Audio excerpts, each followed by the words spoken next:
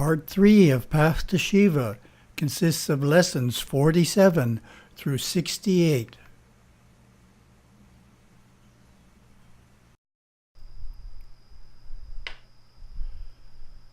Path to Siva, Lesson 47. How do we meditate? Gurudeva said, meditation is a long journey, a pilgrimage into the mind itself. He knew that meditation can make life joyous, creative, calm, and profound. He gave us clear instructions about this ancient practice. First, he said, we should meditate regularly each day. The best time is in the early morning, and the best place is a clean, undisturbed space.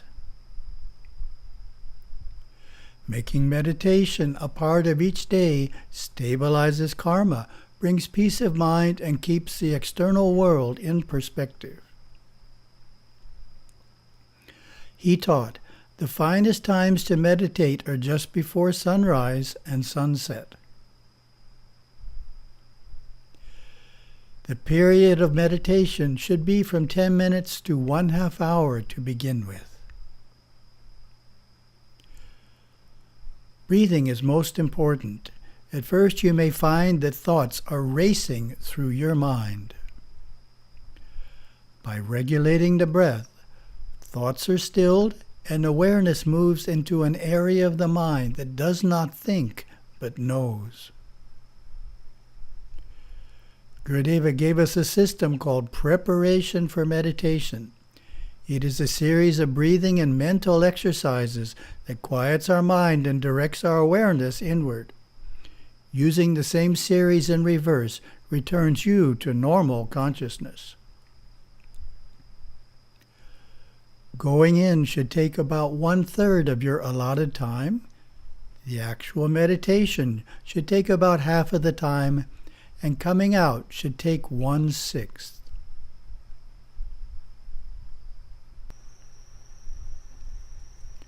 Going into meditation. 1. Posture. If you are able, sit on the floor with your legs crossed, either in full or half lotus.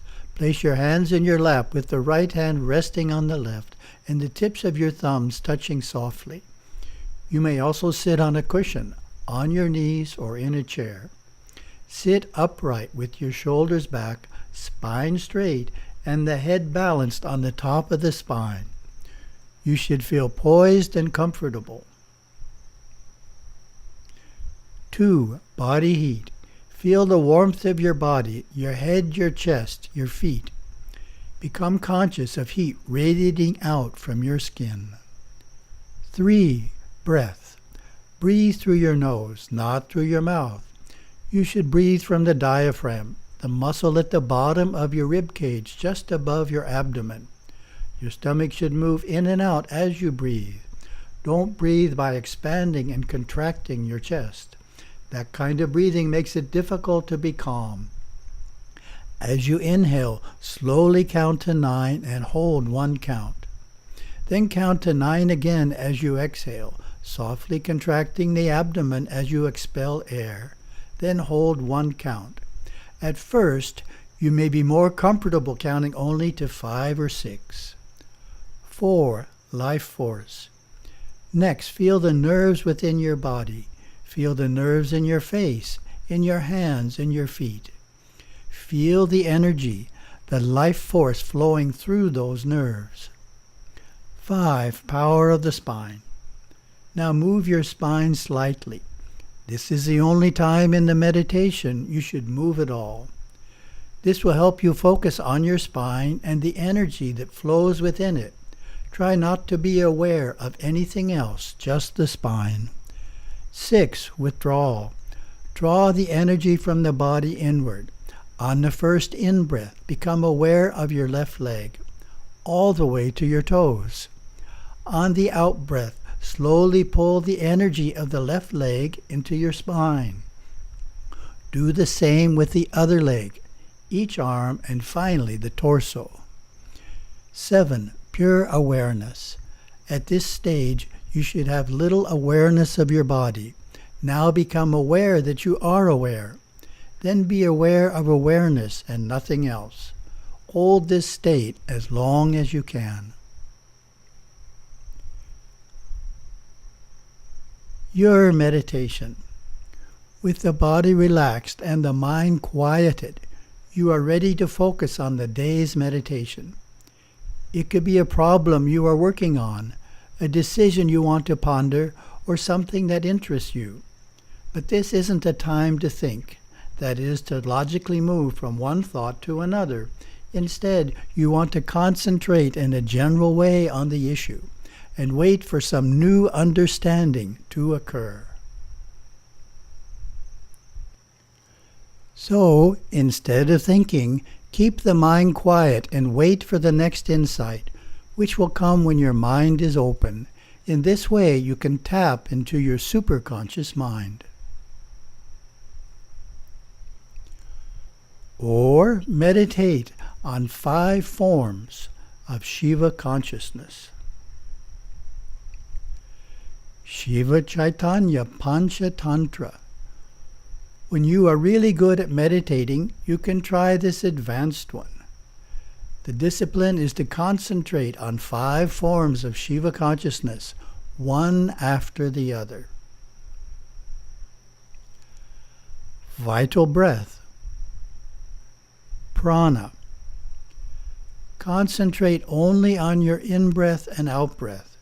Try to experience them as Shiva's will within your body, then as the pulse of the universe, divine will in action.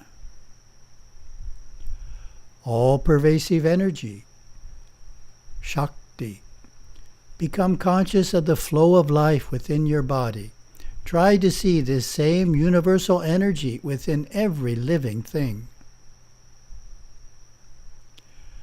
Manifest sacred form. Darshana.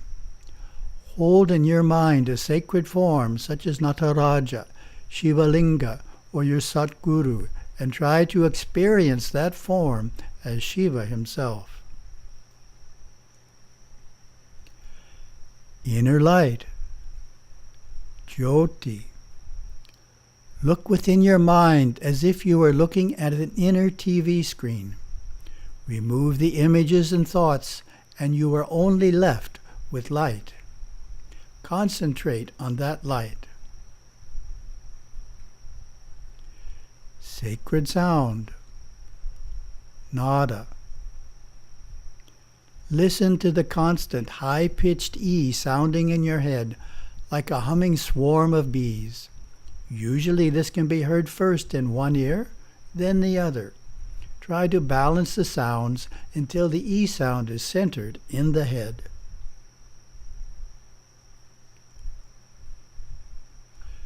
Coming out of meditation.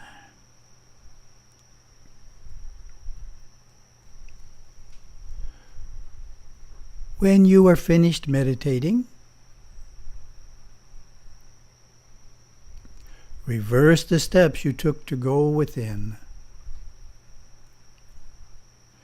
Feel the spine, then the energy of the spine returning out to the parts of the body. Feel the nerves of the body.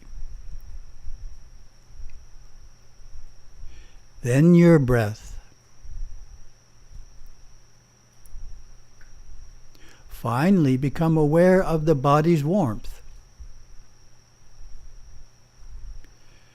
Then your posture.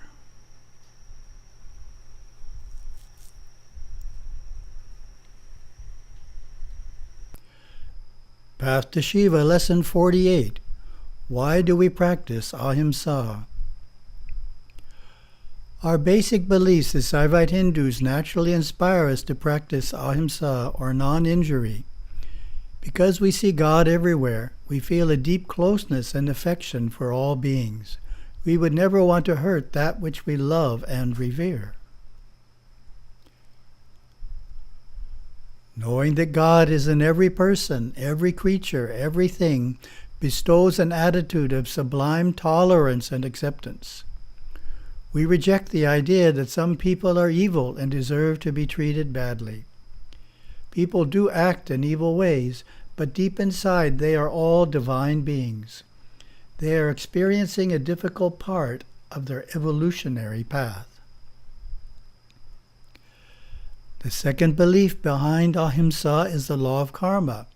We know that any hurt we cause others will one day return to us.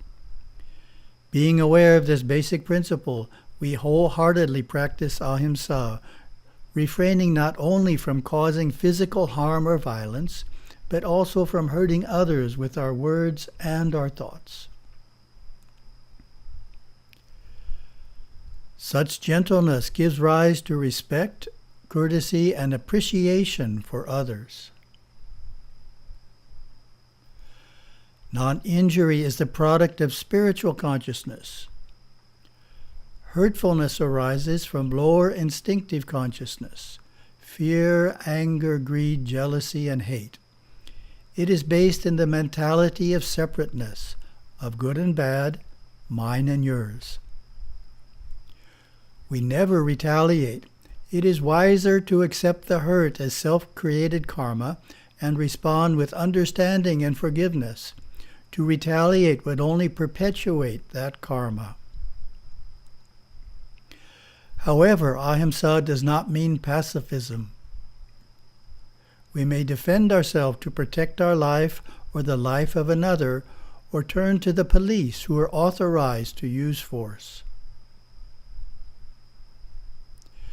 And we support our country's use of military force to safeguard its citizens. Ahimsa is also a powerful tool for changing and improving society and government. Gandhi proved this with his civil disobedience movement, which freed India without resorting to fights or force.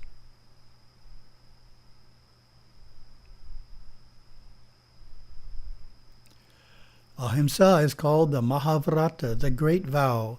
Among all the yamas and niyamas, it is the most important virtue.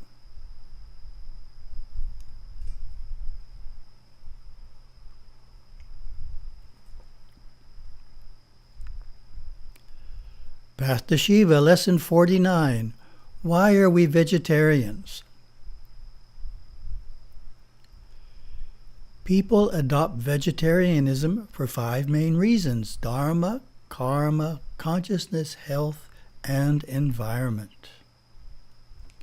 First, dharma declares that we should not kill other creatures to feed ourselves. Second, those who eat meat are participating indirectly in violent acts against the animal kingdom. This creates negative karma, bringing to us suffering in the future. A third reason is the impact of eating meat on our consciousness. The moment of death, the terror and torture of the animal is biochemically locked into the flesh.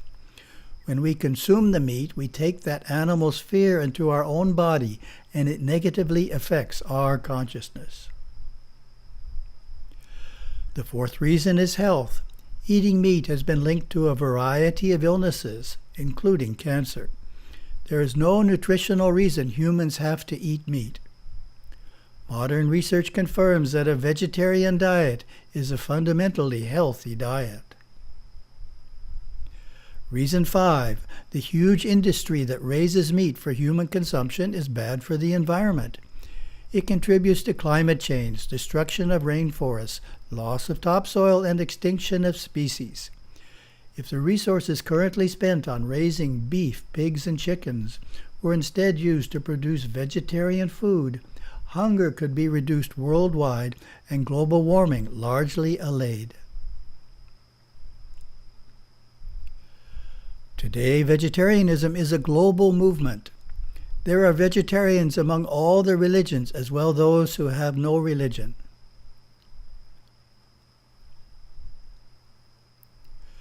Three 3% of Americans are vegetarians, with 8% among teens. In the UK, 15% of teens declare themselves vegetarians. India has the largest number of vegetarians in the world, more than 500 million, 30% of the population. Our saints proclaim vegetarianism to be man's natural and noble diet. The very name of our religion in Tamil, Saivam, also means vegetarianism.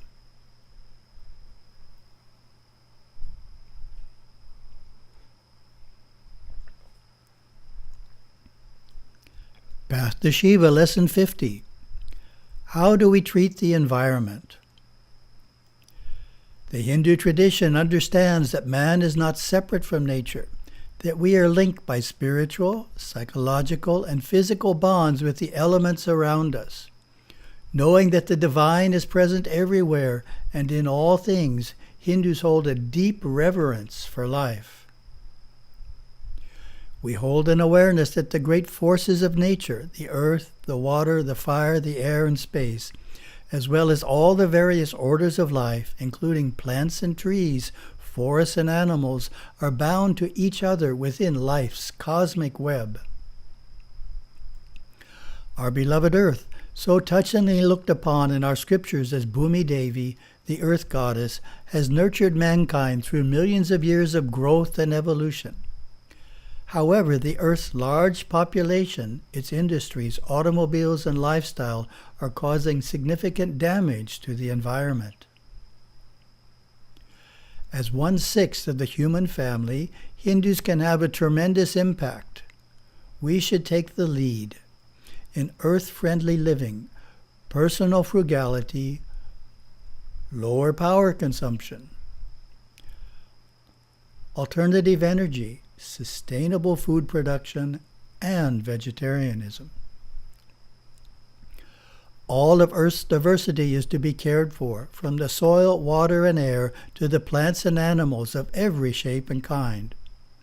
To achieve this, we practice restraint in the use of Earth's resources. We do not exploit its minerals, water, fuels, or soil. We avoid polluting our blue planet. We work to protect the many endangered plants and animals. We do not buy or use products from exploited species, such as furs, ivory, or reptile skin. We recycle paper, glass, metal, and plastic, and use efficient means of transportation that save on energy. We plant trees and do not waste food. In these ways, we express the fundamental Hindu reverence for the earth and all life upon it.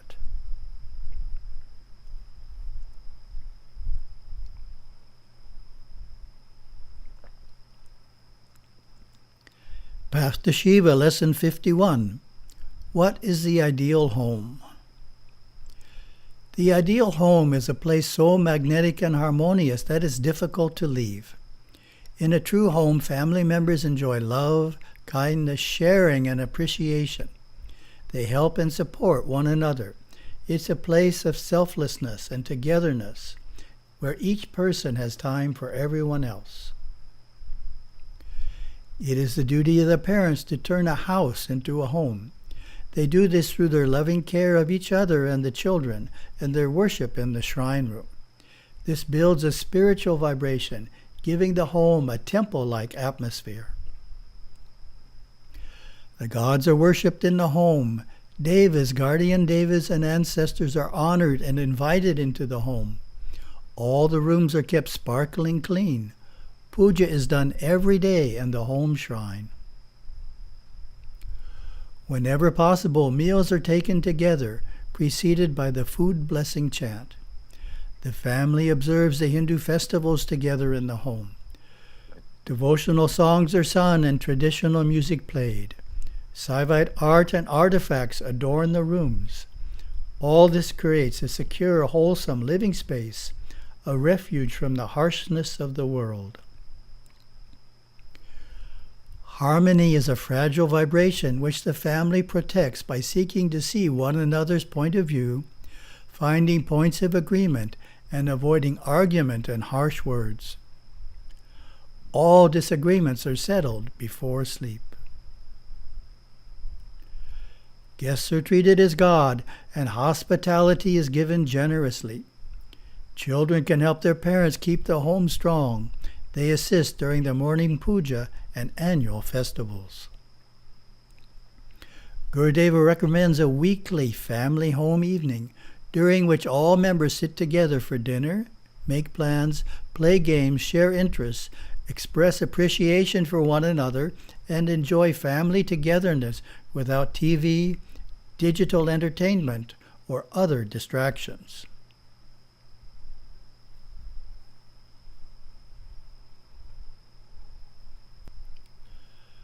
Path to Shiva, Lesson 52. How do we receive guests? Hindus and their homes are known throughout the world for big-hearted hospitality. Treating the guest as God is the Hindu way.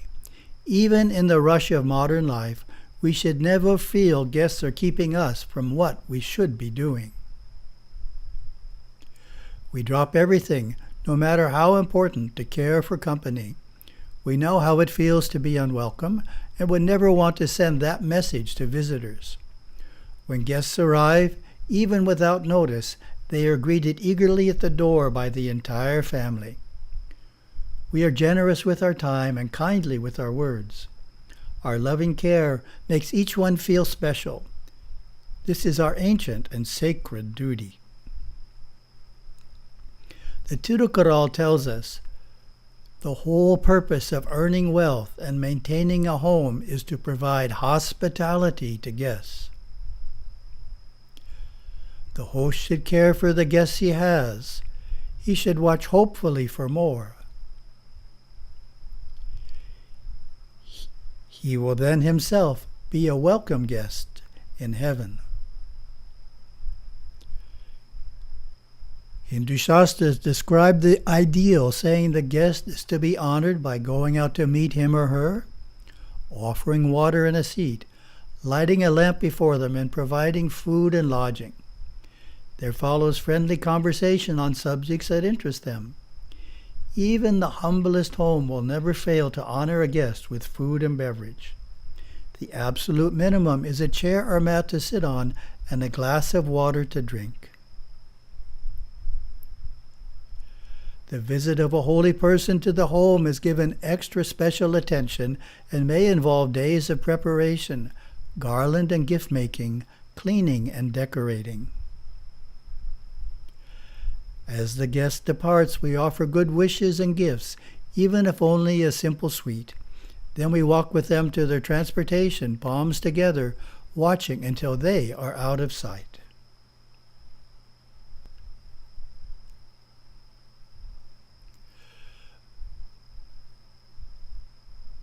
Path to Shiva, Lesson 53. How do we use our home shrine? The home shrine is the family's personal temple. It is the heart of the home, a sacred place we go into to be close to God, gods, and the devas. Hindus who are wise and serious about practicing their religion have an entire room for the home shrine. They keep it just for this purpose and maintain it with a temple-like atmosphere. They know that a closet or a shelf is not enough to create a sacred space. In this special room, the family gathers to conduct puja, read scripture, meditate, sing bhajana, do japa, and other sadhanas every morning. On holy days, they devote extra time to these practices. As a youth, you can help with the shrine room and make it your special place. You can collect flowers from the garden, help prepare prasadam, and help organize the puja items before the daily worship. Learn the Sanskrit mantras and chant along with your parents. The home shrine should be the most beautiful room in the house. It is adorned with pictures of your Guru lineage. The altar has images of God Shiva, Lord Ganesha, and Lord Murugan.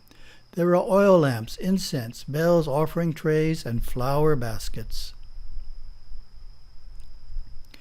Each time we return from the community temple, we visit the shrine and light a lamp. This connects it to the temple. If the shrine is kept pure, many devas come and live there, including your own guardian devas. Gurudeva said, "A room is set aside for these permanent, unseen guests. It is a room that the whole family can enter and sit in. They can commune inwardly with these refined beings. These devas are dedicated to protecting the family generation after generation. These beings of light bless and protect you, keeping the home secure and peaceful. When we provide a home for God inside our own home, it is easy for the family to be happy. It is easy to get along and love one another. It is easy to feel Shiva's protective presence.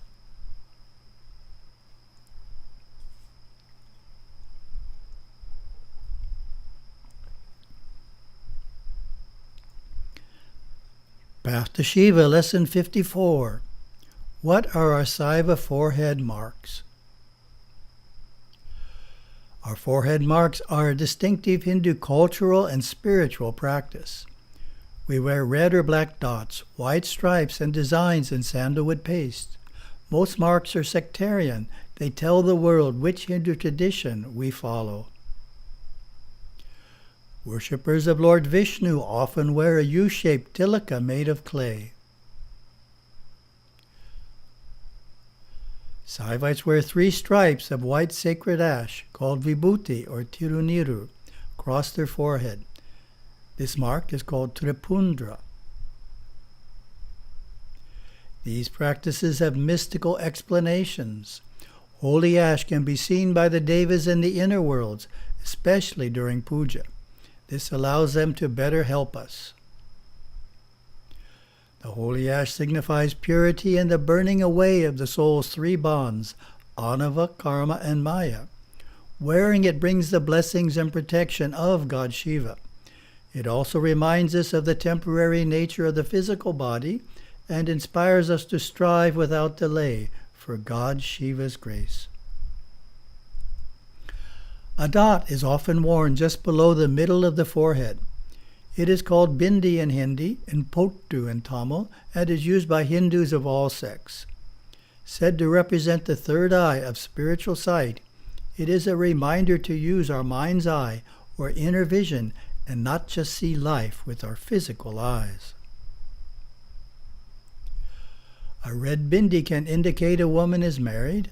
A black one, especially on a child, is intended for protection.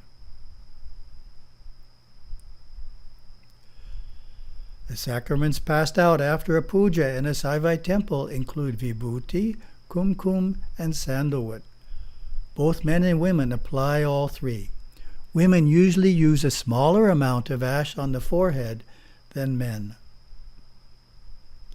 Visitors to a Hindu home are often blessed first at the doorway with a pottu. We proudly wear our forehead marks, knowing they distinguish us as devout Hindus.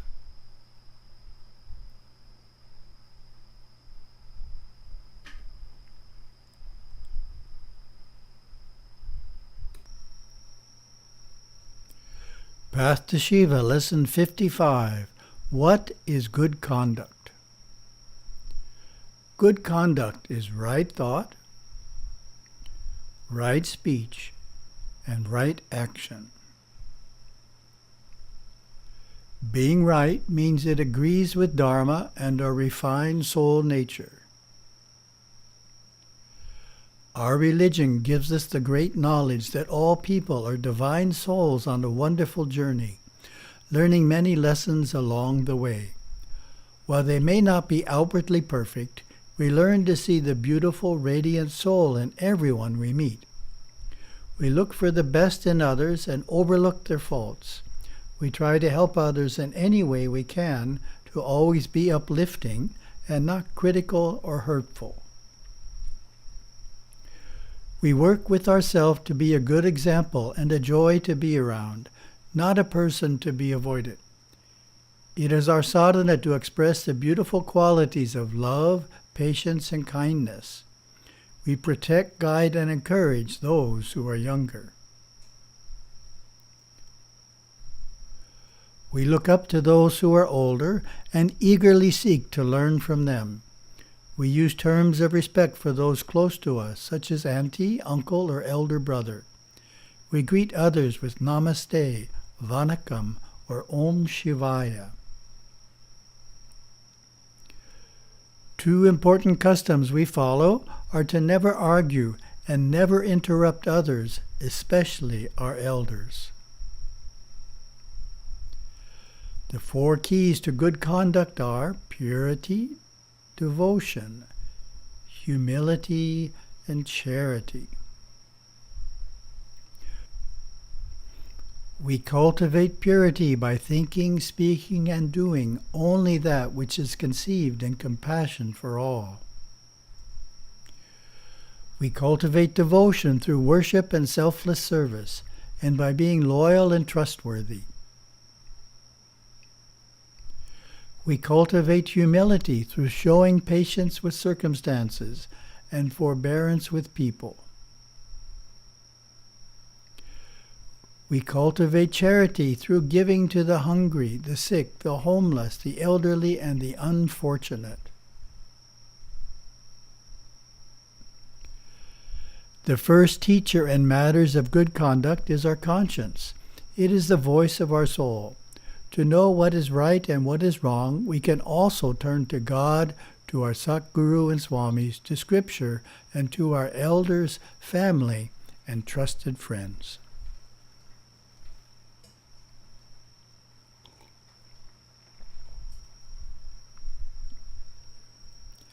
Path to Siva, Lesson 56. What is the Hindu way of greeting? For Hindus, the greeting of choice is Namaste or Namaskar. The 2 hands are pressed together and held near the heart, with the head gently bowed as one says, Namaste. It is both a spoken greeting and a gesture, a mantra and a mudra. The prayerful hand position is called Anjali, from the root Anj, to adore, honor, or celebrate.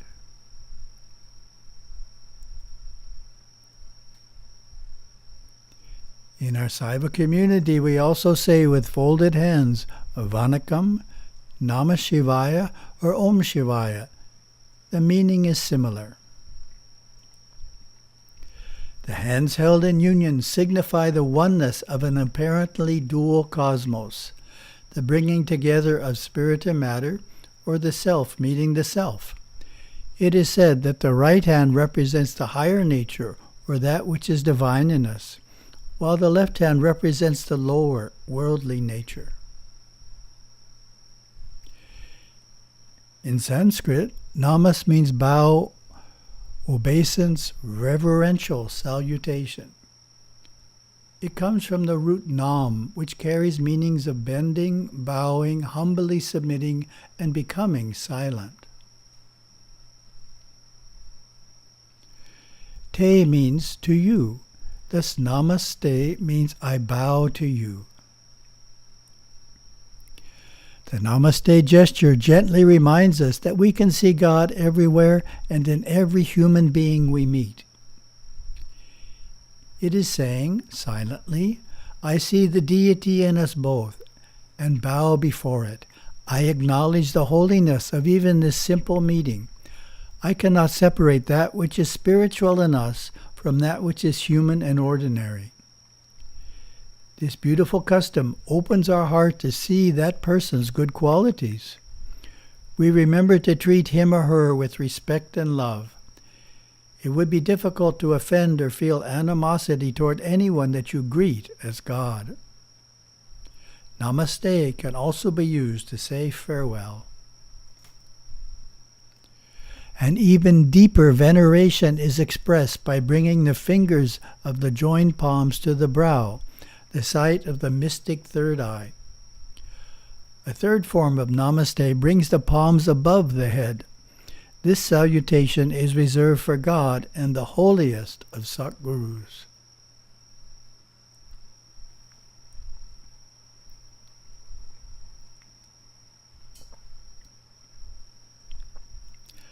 Path to Siva, Lesson 57. How do we get along with others? Family and community are extremely important in Hindu culture, and relationships are valued above all else. Every day we have opportunities to do good, learn, help, and uplift others. Many people find it hard to get along with others. They are always arguing and holding on to hard feelings. In order to maintain harmonious relationships, we must be peaceful on the inside. Then we can make the most of the opportunities life gives to us. We cannot do our best if we are worried or upset. Peace of mind, called Shanti in Sanskrit, is more precious than gold, and our Hindu culture gives us many tools for protecting it. Worship, service, and yoga are three main tools. Gurudeva also valued another tool called consideration, the art of not hurting the feelings of others. We are kindly and sensitive in thought, word, and deed. We treat others as we would like them to treat us. We praise their good qualities and good deeds. We never argue or use harsh or angry words. That destroys the Shanti for everyone present and causes hurt feelings. The Tirukural warns, the wound caused by fire heals in its time, but the burn inflicted by an inflamed tongue never heals. If we do have a disagreement, we make sure to talk with the person, apologize and forgive, and settle the matter before sleep. By living in harmony with everyone, we have more joy in our life, and we are more effective human beings. It is most important to get along with our close family. Harmony begins in the home and radiates out into all parts of life, bringing light, love, and goodwill to every relationship.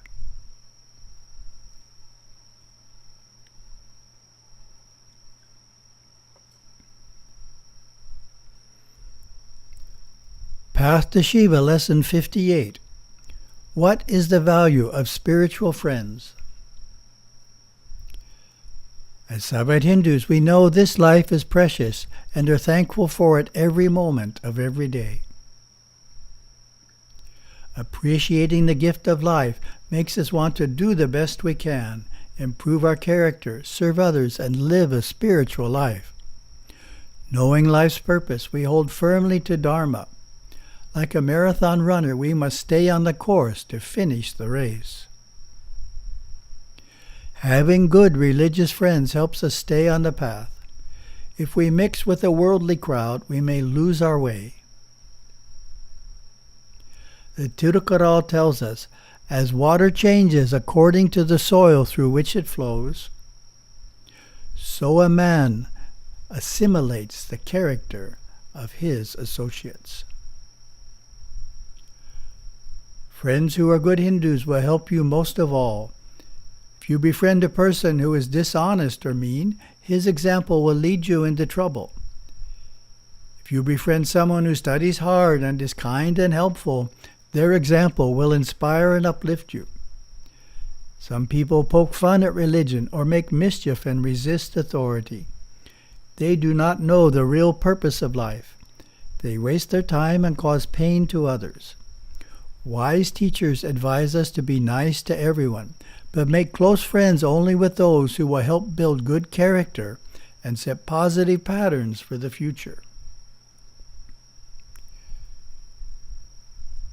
The Tirukural tells us, purity of mind and purity of conduct.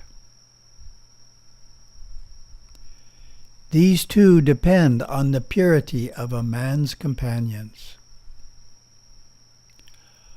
Following our religious path is made easier when we are part of a satsang group with shared values and goals.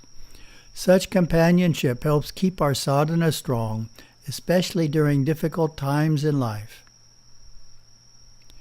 As Gurudeva often said, the group helps the individual and the individual helps the group.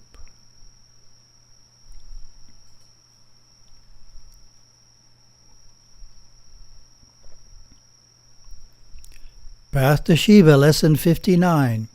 How do we practice Karma Yoga? Karma yoga is selfless service, or seva.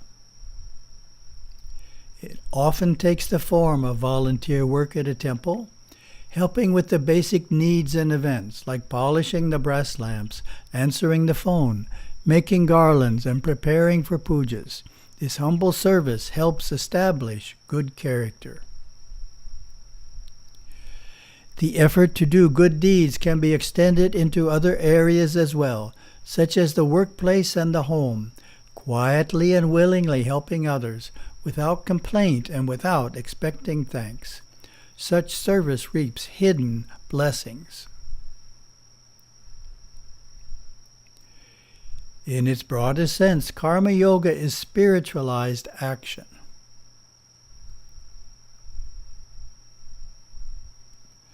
It is doing each and every task consciously, selflessly, excellently, as an offering to the divine.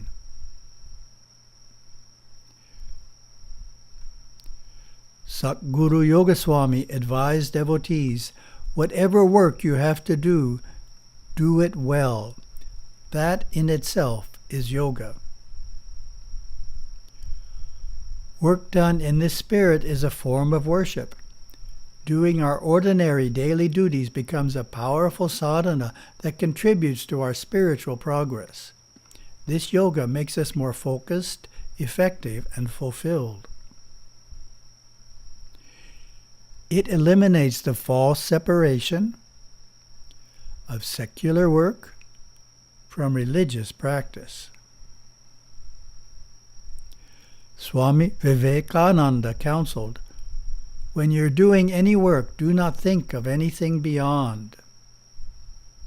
Do it as worship, as the highest worship, and devote your whole life to it for the time being. Here are some keys for successfully turning work into worship. 1. Pray to Lord Ganesha before beginning your work.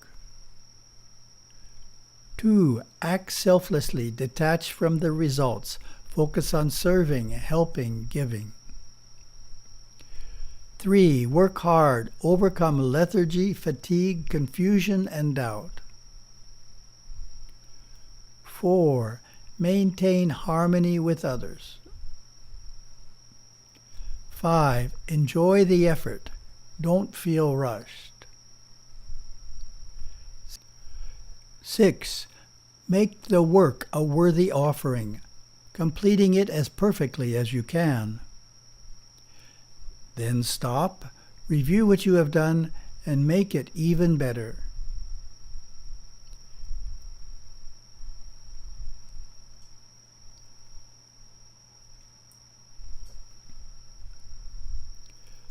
Path to Shiva, Lesson 60. What is the purpose of the temple? The temple is where we worship and commune with God and the gods. Here, devotees are uplifted and receive the inner help they need to live a positive, fulfilling life. Temples are sacred for 3 reasons. They are constructed in a mystical manner. They are consecrated with special complex rites. And thereafter, continuous daily worship builds a holy force field. Our Grand Siva temples are like no other place on earth. Some are more than 1,000 years old. Strict rules from the agamas are followed to create such holy spaces where holiness, God, can reside. Devas, gods, and people work together to establish the temple and assure it will be used only for worship. Over the years, the power becomes strong, forming an invisible glass-like bubble or shield around the temple. This keeps out gross vibrations and allows the heaven worlds to be strongly present. As you approach God's home, you can feel the spiritual energy, and as you go inside, you are engulfed in peace. Here the devas and gods can easily hear your prayers. Here the ancient scriptures are chanted, the traditional rites knowingly performed. Here joyous festivals are celebrated and arduous pilgrimages concluded. At the high point of puja, as bells ring loudly and conches blow, the deity sends rays of blessings through the enshrined image or murti. Flooding your aura, this energy can erase worries, clear confusion, and relieve sadness.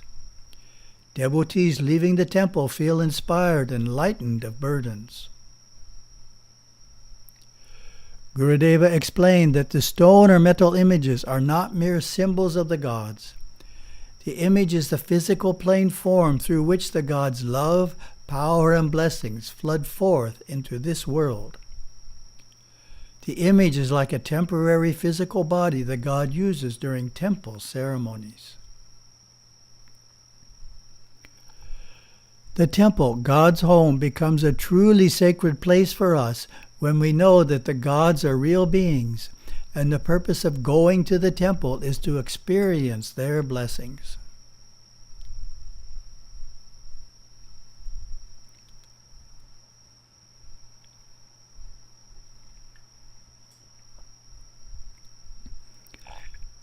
Path to Shiva, Lesson 61. How do we visit the temple?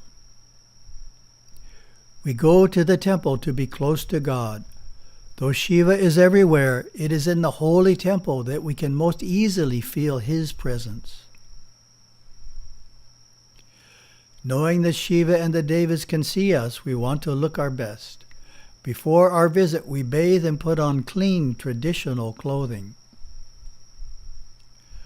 We bring an offering such as fruits, milk, and incense, or a lovely garland of flowers. The act of giving makes us receptive to blessings.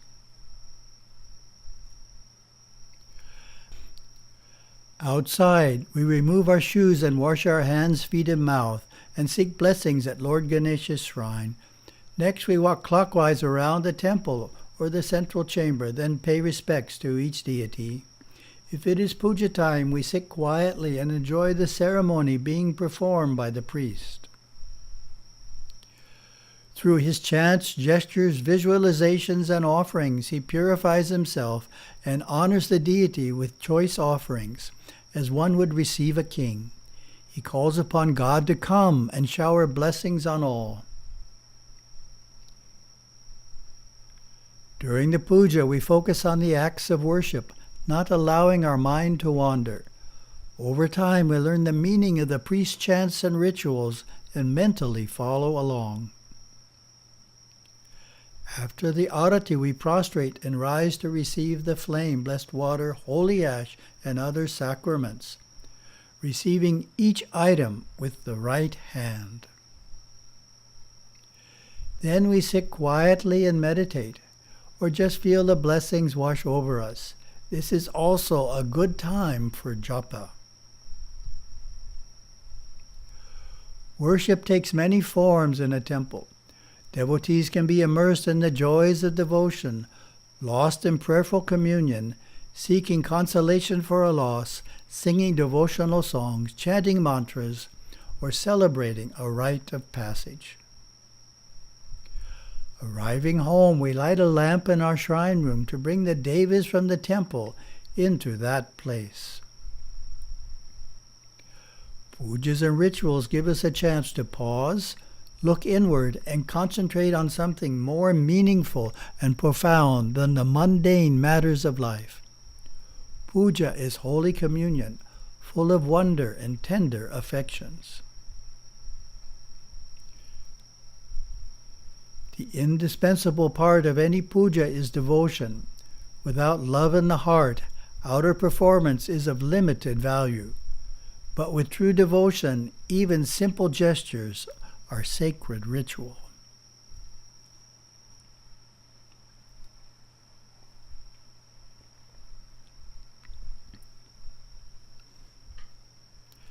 Path to Shiva, Lesson 62. How can we strengthen our temple? Blessed with the knowledge that the temple is the home of God and the gods, we visit often, for they are our dear friends. This is the first way to strengthen and become a valued part of our temple and its community, by keeping your spiritual life strong. The more we visit, the more sensitive we become to the spiritual energies.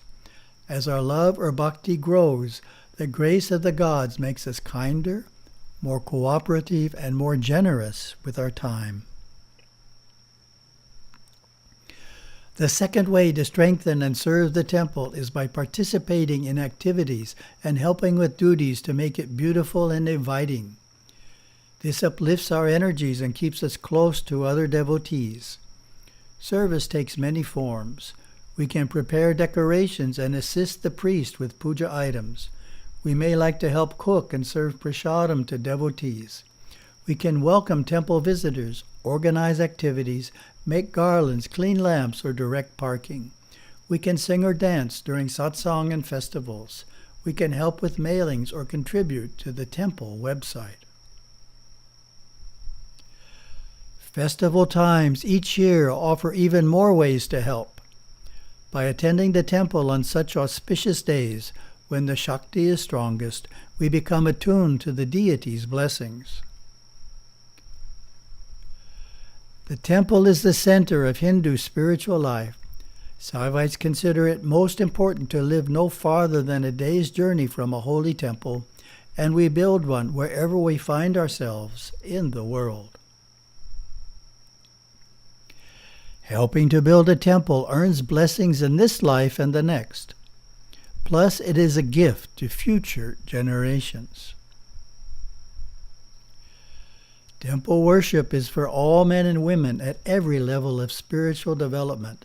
Its meaning and experience deepen as we unfold spiritually through the stages of service, devotion, yoga, and enlightened wisdom. We never outgrow the practice of temple worship.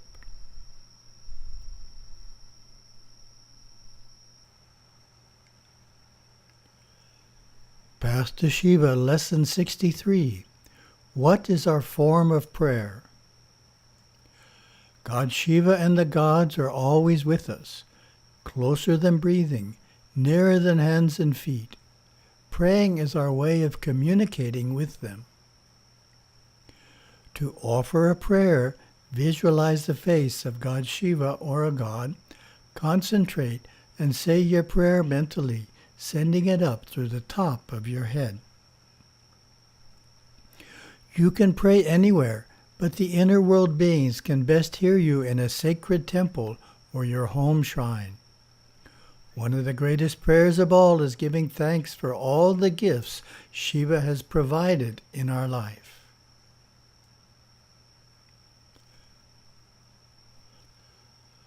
Most often, though, devotees pray for help. The gods will respond. Most simply, they send a blessing to quiet your mind and clear your aura. Sometimes this is all that's needed. Suppose you pray to Lord Ganesha for help with your studies. After the blessing from the Mahadeva, the subject matter seems clear and interesting. You absorb it easily and do better on your tests. Answering some prayers may require assigning a deva to determine the best way to assist you. It is comforting to know that the gods, their devas, and your own guardian devas are ever ready to respond to your requests for help and guidance. You gain this boon by living a religious life and being consistent in your sadhana. Some temples, such as Kadavul Temple in Hawaii, accept written prayers from devotees. When burned, these are released to their astral form in the Devaloka for the devas to read and act upon.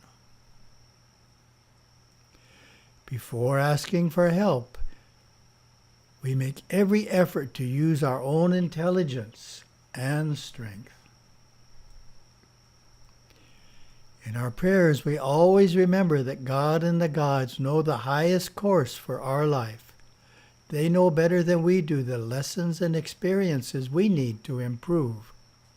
Our prayers will be answered, and in wisdom we accept the answer, even if it is not what we had hoped for.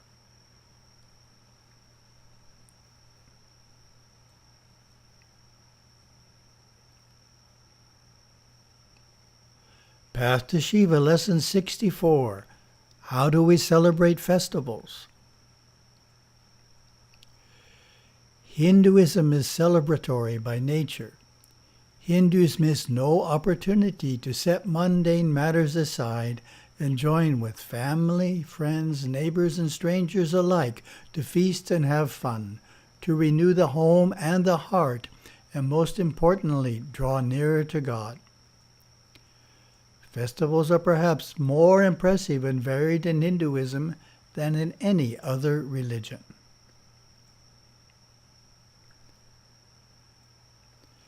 The devout Hindu knows these are times of profound mysticism, where God and the gods touch our world, revitalize our souls, lighten karmas, and bless our families. Yet festivals do even more than this. They are essential to the perpetuation of religion, periodically reigniting the spark of zeal and devotion in the community. They provide the spiritual public square where Hindus engage with one another to affirm shared values and enjoy life's intersections. Before each celebration, vows are taken, scriptures are studied, pilgrimages are made, and fasts observed in preparation. Such acts of intimate devotion bring the devotee closer to the gods and keep him on the path to his inmost self.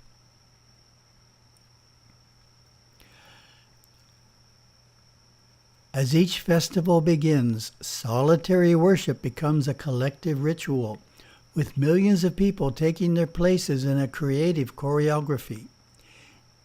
Every festival is special and unforgettable in its own way. Thus Hindus are reminded of their faith by the sound, scents, colorful decorations, and the wild melody of tastes laid out for the feast.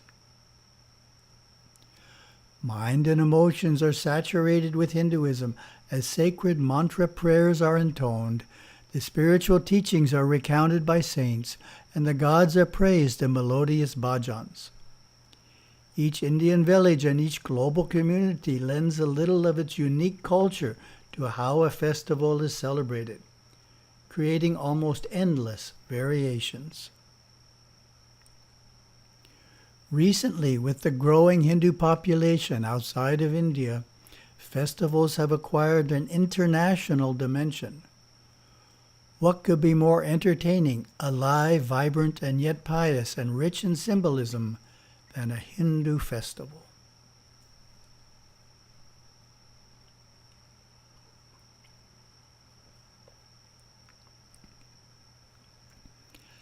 Path to Shiva, Lesson 65. How do we observe pilgrimage? We prepare ourselves for our yearly pilgrimage inwardly and outwardly. First, we have to decide where to go, how to get there, and how long to be away from home. We want to choose a temple that inspires us.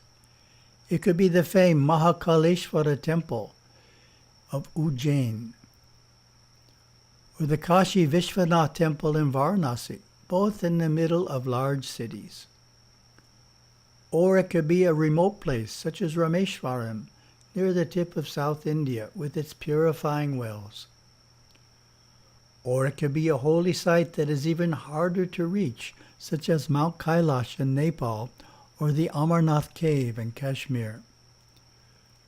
We may also choose a holy place in Europe, the Americas, Malaysia, or Australia. Then we make sure that our affairs will be taken care of in our absence, allowing us to concentrate on the pilgrimage. We prepare inwardly as well. Before a pilgrimage, some devotees will fast, eating just one meal a day for a week or as long as a month. Others do extra sadhanas and attend their local temple daily. All get the Satguru's blessings for the journey. Once we reach the destination, we throw ourselves into the worship and attend every possible puja. We meditate deeply afterwards. We put all our concerns, worries, hopes, and dreams at the feet of the deity. We go home inspired and fulfilled. This is true pilgrimage.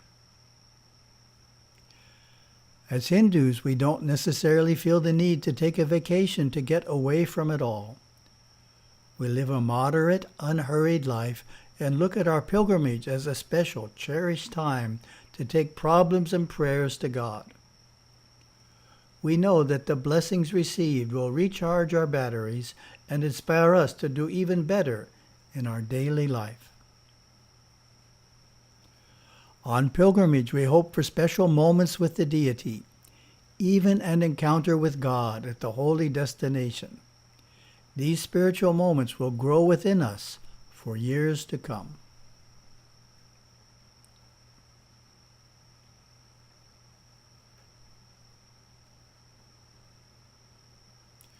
Path to Siva, Lesson 66. Why should we learn a cultural art? It is a great joy to listen to a fine singer or musician, or watch a gifted dancer perform. It is uplifting to see beautiful paintings by a devoted Siva artist. It is enchanting to hear someone tell a story well. Each song, each art piece or performance is a gift to every devotee who experiences it. Gurudeva encouraged devotees to perfect a form of Siva art, singing, drama, dance, or a musical instrument. The ideal time to start is in childhood.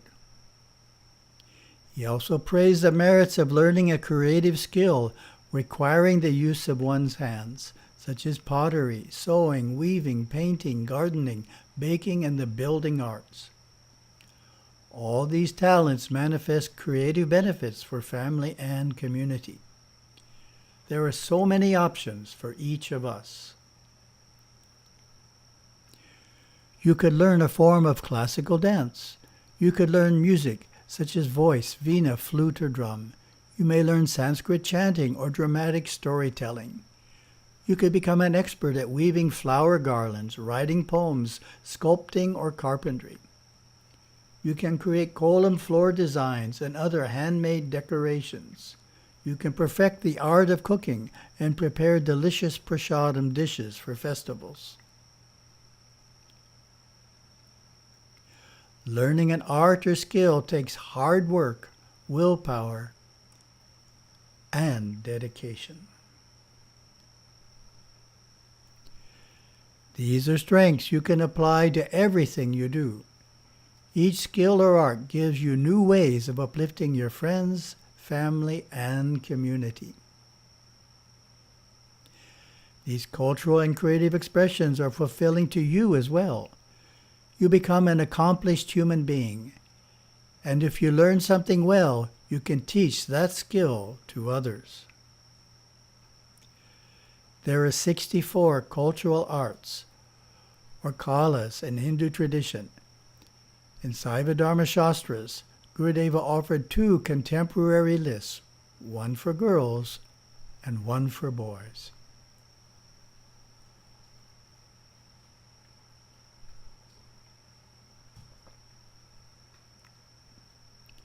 Path to Siva, Lesson 67. How can we be strong Saivite Hindus? Gurudeva taught, once we have chosen and accepted our faith, it is then our spiritual duty to learn it well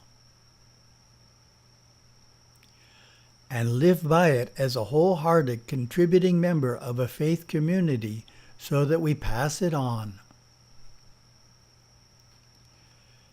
in a vibrant way to those who come after us, the next generation. To be strong Hindus, first we must learn our religion well. This means gaining a good understanding of the philosophy, the culture, and the subtle mysticism. Second, we must live by it fully.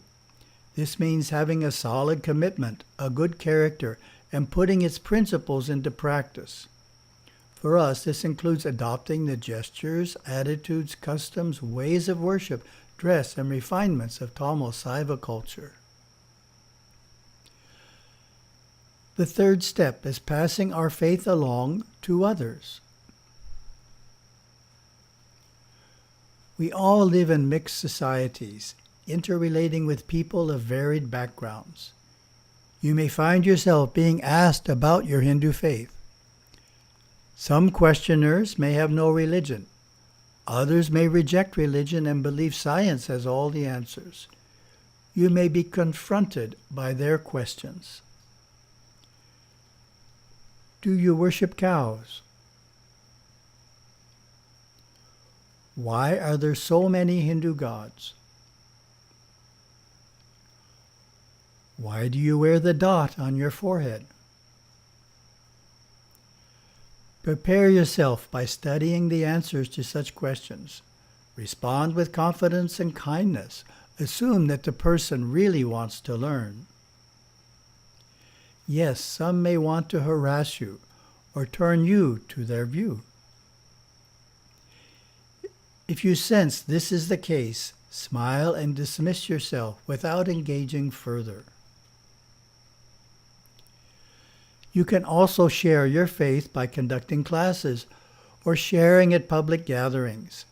In sum, we stand strong for Hinduism by being good Hindus. Gurudeva has given us the tools in his Master Course trilogy, dancing, living, and merging with Siva.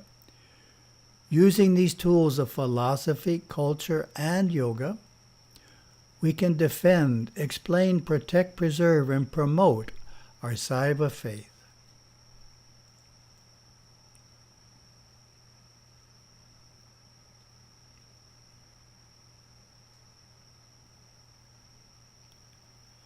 Path to Shiva, Lesson 68. How do we view other faiths? Devout Hindus, secure in their sadhana, hold their faith in highest esteem. Gurudeva boldly called it the greatest religion in the world. Its refined culture, deep philosophy, grand temples, and yoga practices offer more than we could explore and enjoy in 100 lifetimes. Yet there is no sense whatsoever in Hinduism of an only path. Rather, the eternal path is seen reflected in all religions. We hold a profound tolerance and affection for those of all other religions.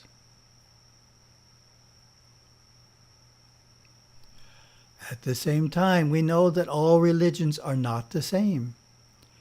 Each has its unique beliefs, practices, and scriptures, and the doctrines of one often conflict with others. Even such difference should never be cause for religious tension or intolerance.